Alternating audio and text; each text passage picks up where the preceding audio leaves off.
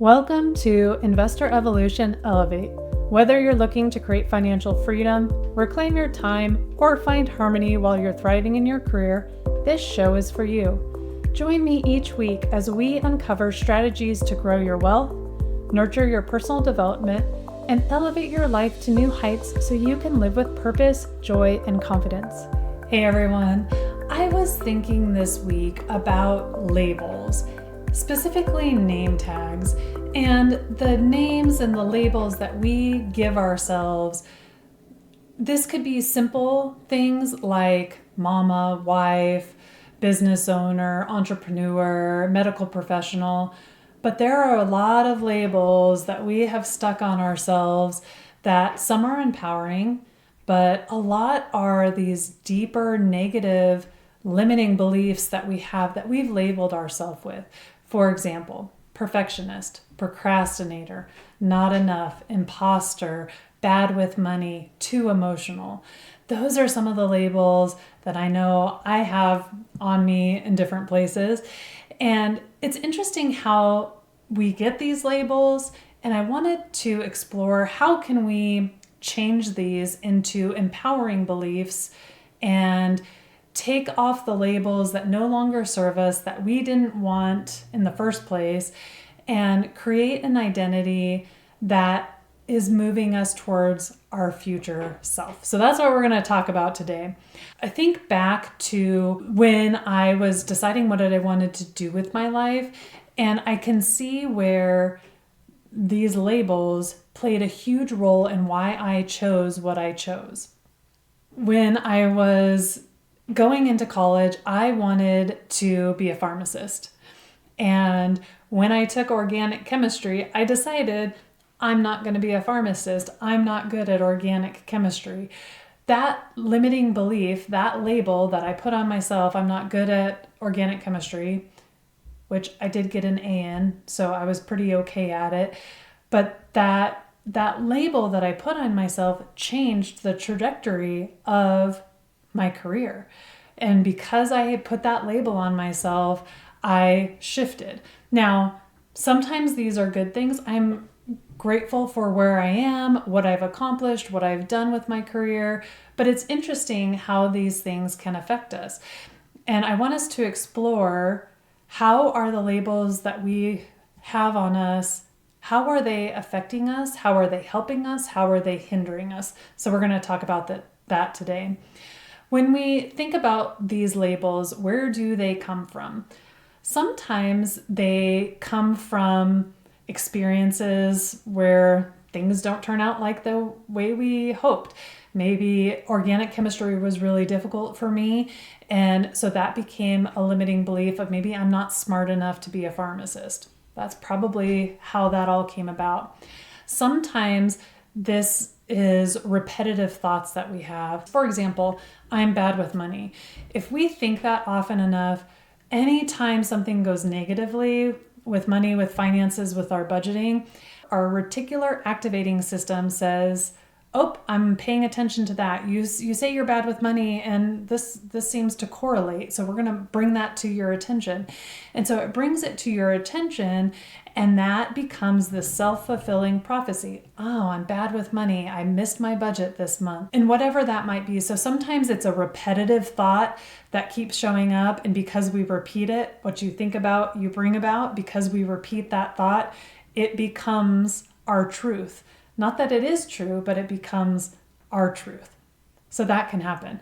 Sometimes those labels we acquire from others, maybe intentionally, but I think more often than not, it's unintentional. For example, if you were struggling with math and someone said, maybe you're just not a math person, not meaning to tell you you're not good at math, but it correlates, right? You were struggling with math. I'm not a math person. And then you adopt that, like, you're right. I'm not a math person. And that becomes a label that you put on yourself, whether it's true or not. Correct? When I think back, I was great at organic chemistry. Was it difficult for me? Yes, but I did it and I got a good grade in there. But the story that I told myself became my reality. So we have to be careful about the labels that we collect and we allow others to put on us. So we want to be careful about that. Now, thinking about that, let's flip that. We can unintentionally put labels on others as well. When I think about how this happens, I think about a kid. So let's say mom goes to the store and runs into a friend, and little Johnny, who's 3 or 4, is toddling around behind her and sees this new person who he's never met before and hides behind mom's leg. And she's like, oh, Johnny's just shy. And if that happens a couple of times, Johnny may adopt that identity of being shy, even though that may have only been certain situations in which he finds himself being reserved. In every other situation, he's full of energy and excitement and the life of the party. But if he hears it enough, he may adopt that identity that, oh, I'm shy. So sometimes those things happen inadvertently. We don't mean to say things that people take personally, but that can happen. So we got to be careful about the words that we say and what we imply with those words. This is something I'm being more mindful about, especially with my kids, because I want them to be empowered. I want them to have empowered beliefs that they can do anything, they can be anything, they can create anything that they want to. And so I'm watching the words that I say to them. So as we think about these labels and we can see how they impact us, how can we use them to our advantage? How do we use them wisely? How can we rewrite our own identity and support others as they are improving themselves and as we all step into our highest potential? Really, we can use these labels as our future self calling us, is the way I like to look at it. One of the things I want us to do this week is take a minute and write out your labels. Write down the labels that you've put on yourself. You've heard some of mine. Not enough, not good with money, procrastinator, imposter, smart, good at science, great at connecting, different ones. Write all of them down. Write the good ones, write the ones that you don't wish you didn't have. Because I want you to take that list and I want you to ask yourself, is this label empowering to me or is it limiting to me? Do I want this label on me or do I want to get rid of it?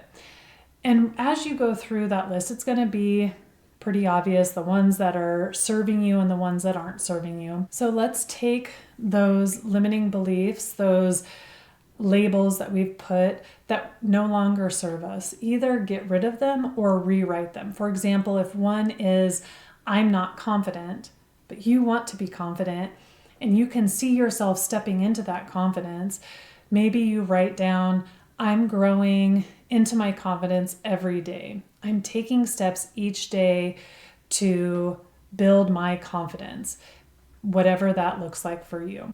Those are the statements, those are the things that are going to move you forward and help you become who you want to be. And this goes into choosing your future identity. Ask yourself, who do I want to become? And maybe you write down several identity statements to reflect your highest self. I am someone who follows through. I am a confident speaker.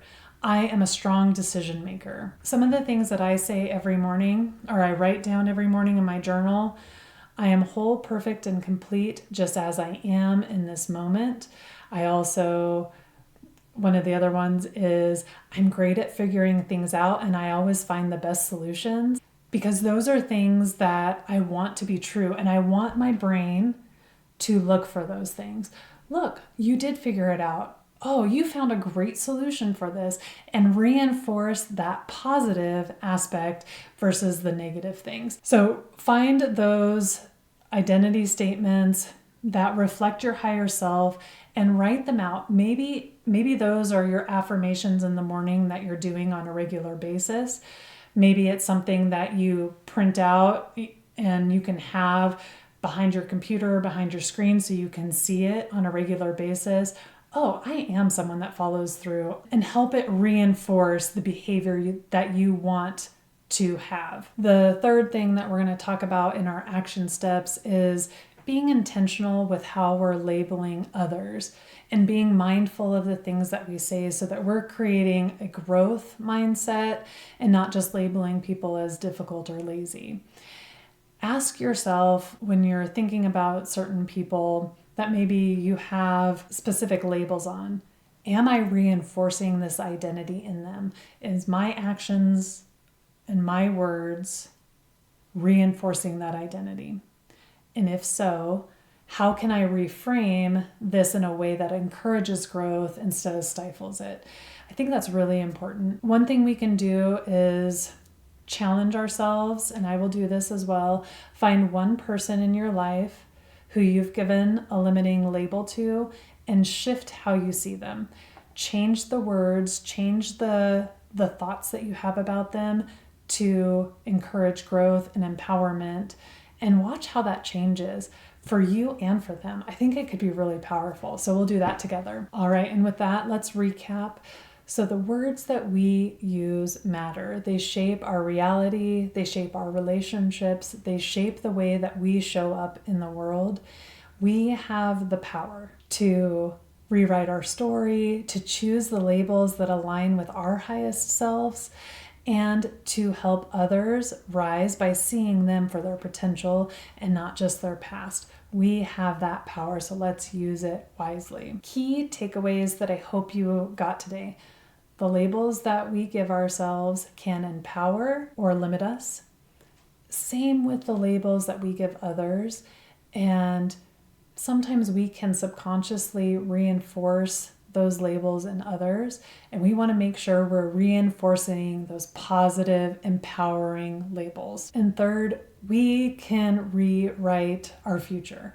If there are labels that are no longer serving us or have a negative connotation, we can rewrite those to align with growth and empower us to move into our higher selves. All right, everyone, that's it for today. Short and sweet on this episode.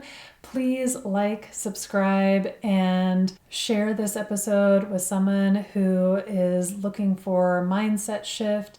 And let's keep elevating together. Until next week.